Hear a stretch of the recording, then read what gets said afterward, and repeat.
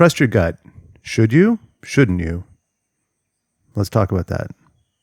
Okay, something I hear all the time in healing communities, conscious communities, spiritual communities is that it's like, just trust your gut. And they will talk about situations where they got involved with the wrong kind of person or a bad actor, or they made choices for their own life that ended up having negative consequences.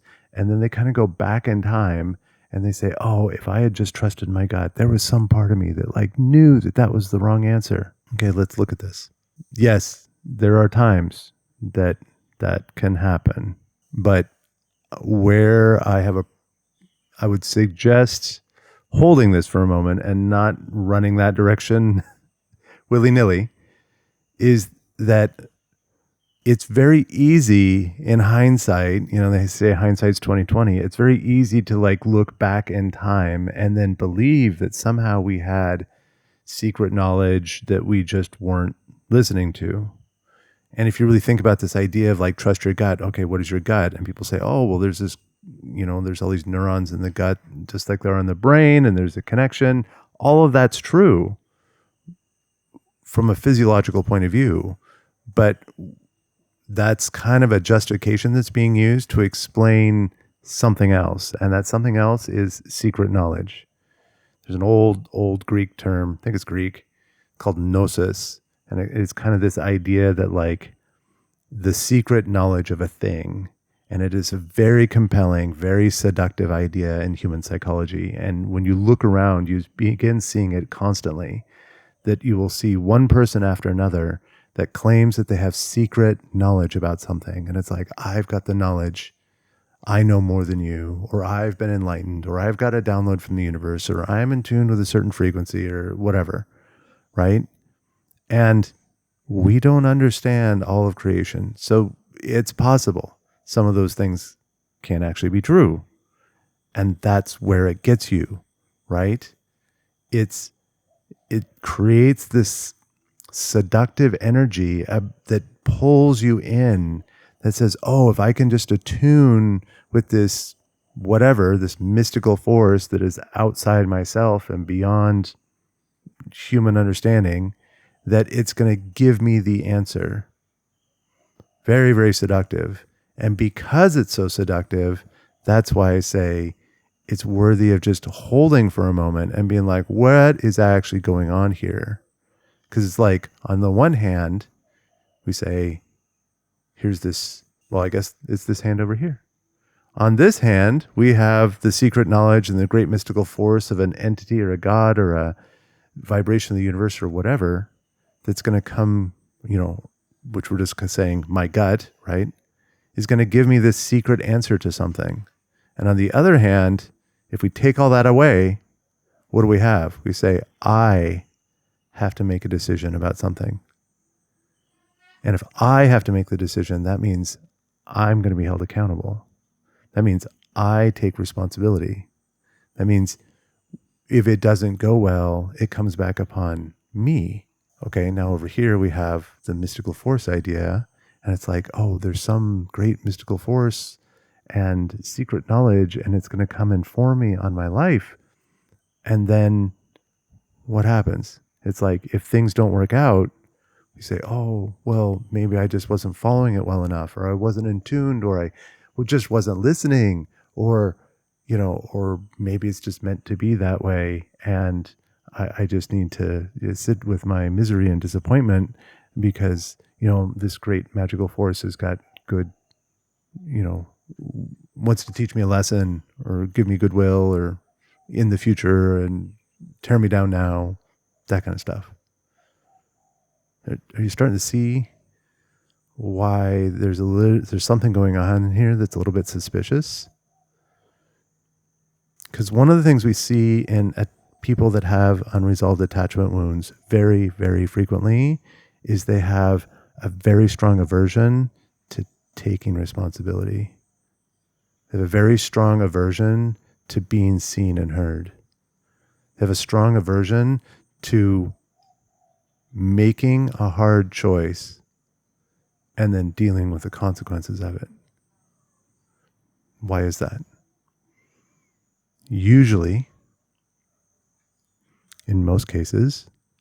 The reason for that is because their entire nervous system lived through a 2 or 3 year period where there was a great deal of criticism, judgment, and punishment. Here's this young child brain trying to understand who I am and how I fit into this world and what the hell is going on around me.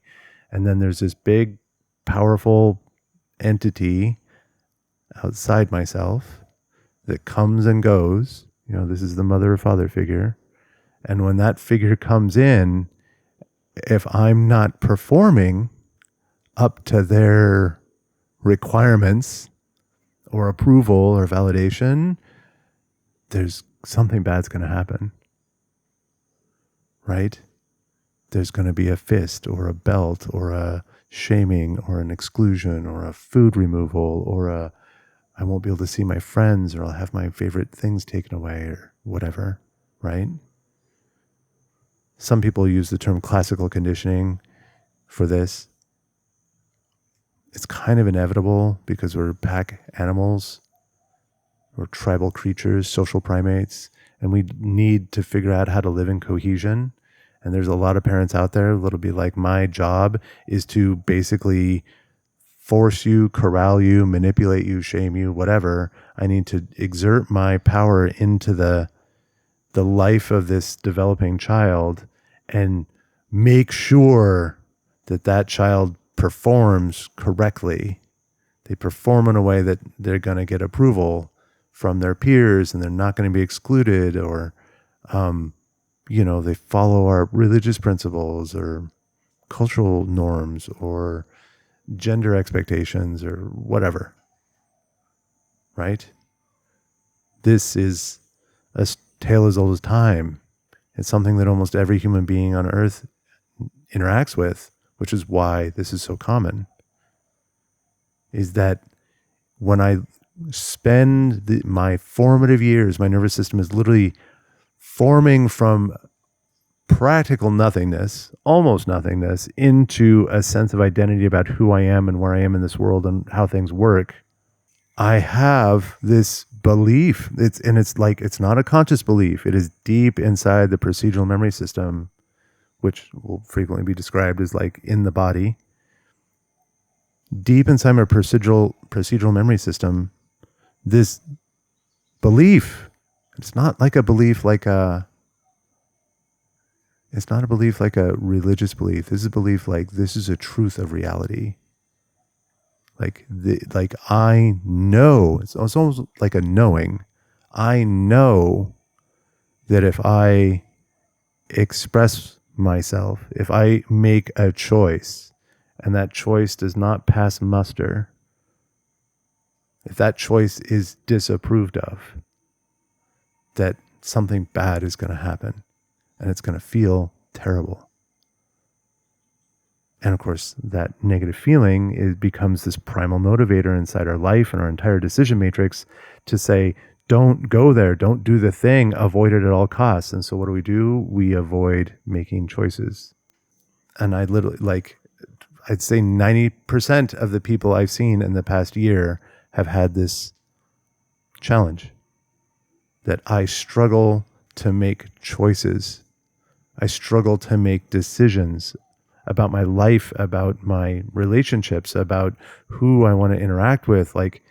I struggle to, and you're like, okay, well, are you struggling just because it's hard? Are you struggling because there's too much information to consume or analyze or whatever? It's like, no, I struggle because the idea of sitting there and making a choice is filled with anxiety and it's terrifying.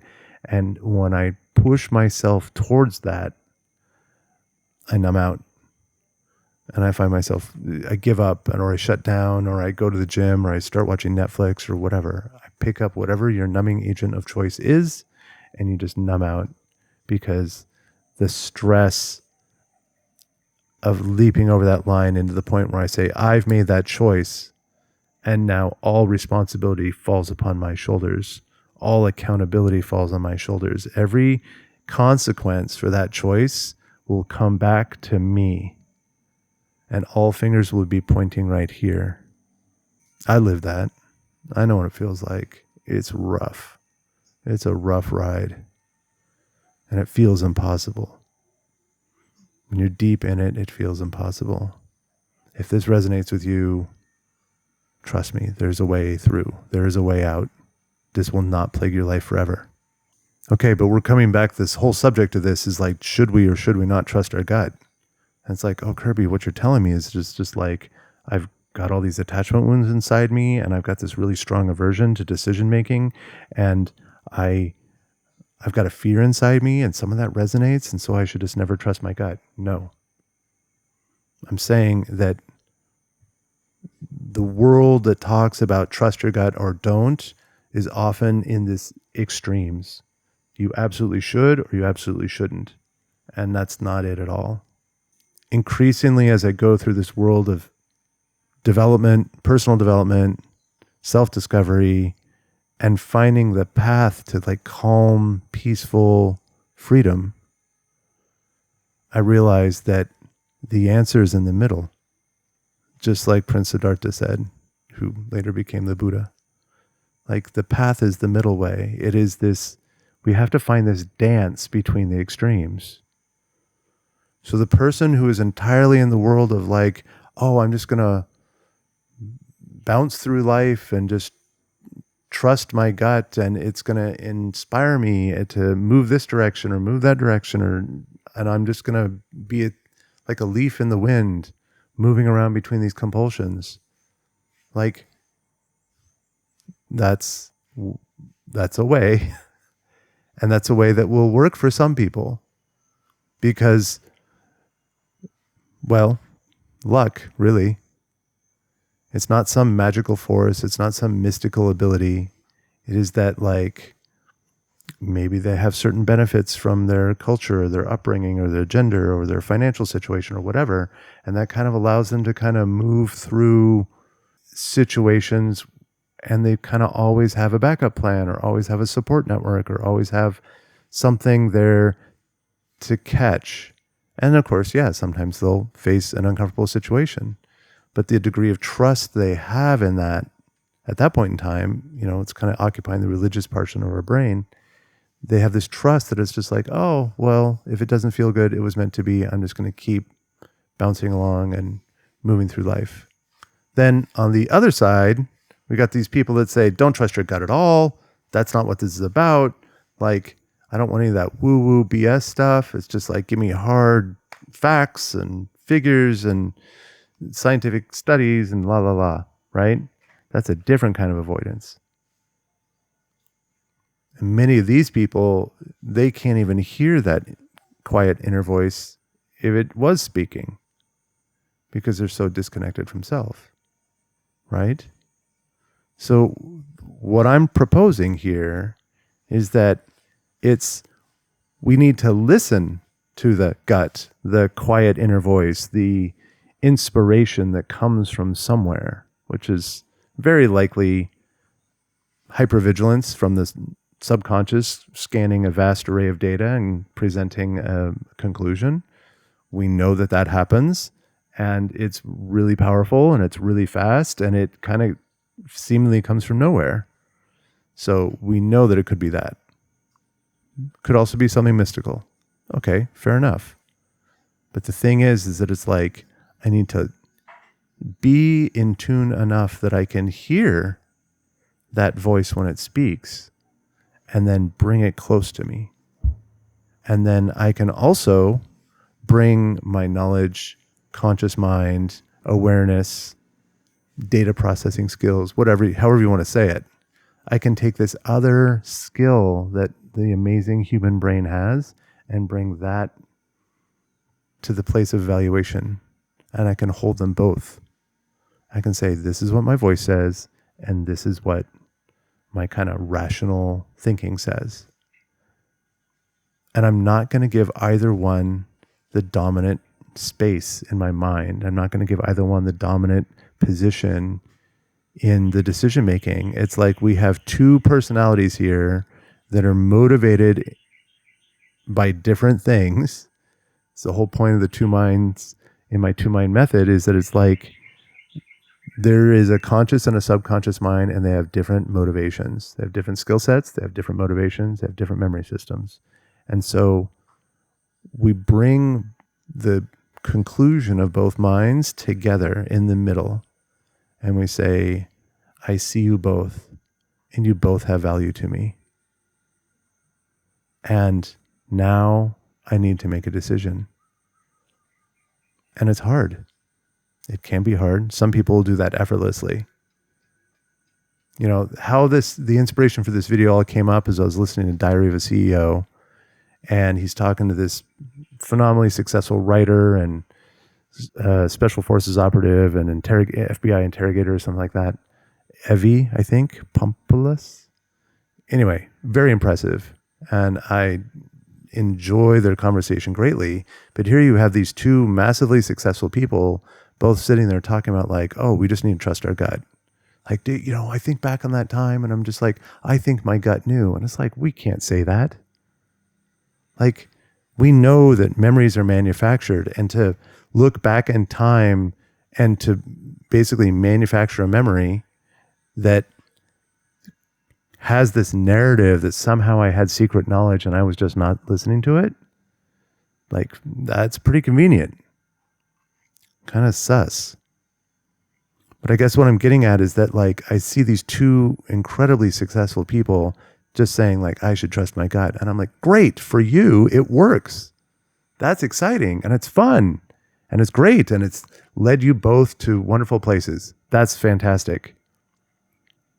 But I also work with people that are in recovery centers and have a long history of substance abuse, or like decades of one toxic relationship after another, you know, unexpected pregnancies, unexpected addictions, unexpected deaths. Like I've seen this entire gamut of people on the other end, and they were trusting their gut.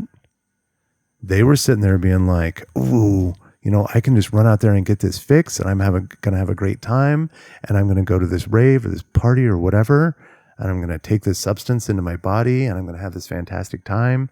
And every aspect of their mind and body and gut is saying yes, yes, yes. And then something terrible happens, and they don't sit there and be like, oh, I should have listened. I mean, sometimes they do. That's very wild to watch that happen. And be like, no, sorry, I was there with you. I was listening to your decision matrix. I was listening to the way you made the decision and the way you were evaluating this evening, and the amount of dopamine that was like completely overloading your system, and the amount of confidence that you had that everything was going to be fine. Those are all messages coming from the gut. I was there when you made the decision. And it was very clear that you were 100% all in. There was no doubts. There was no secret voice. There was no extra knowledge there that was casting doubt upon this choice that you're about to make. And then it plays all the way out, and it gets to this place where it's ugly or uncomfortable. And then the person rolls back in time, and it's just like, oh no, there was a secret voice there. I just wasn't listening to it. Maybe true. Probably not. But if we look at it from this other hand, I know this person has deep, unresolved attachment wounds, terrified of being held accountable for actions. Really? No, they love being held accountable for any situation where it's positive, where they can say, this good thing happened and I'm the one that made that happen, right? That's part of validation addiction. But you have this person who's terrified of situations where it's like, yeah, I caused this to happen and it was my choice.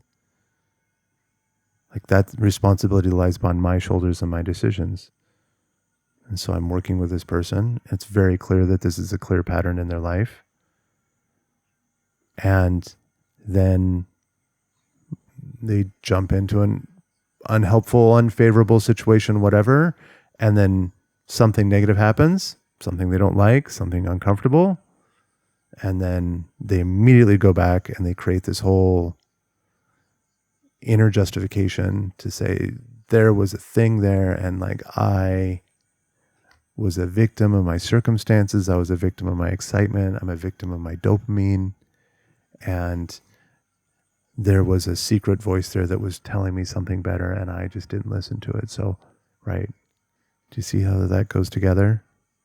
There's this kind of subtle, well, it starts off subtle, weaving of the victim card, but as you kind of begin to uncover things, you realize that the victim card is a bigger and bigger player in the psychology of this person. I want the secret knowledge to protect me from the consequences of actually making a decision for myself. Trust your gut? Yes or no? Only you can decide. But I hope I've presented some information here that'll be helpful for some.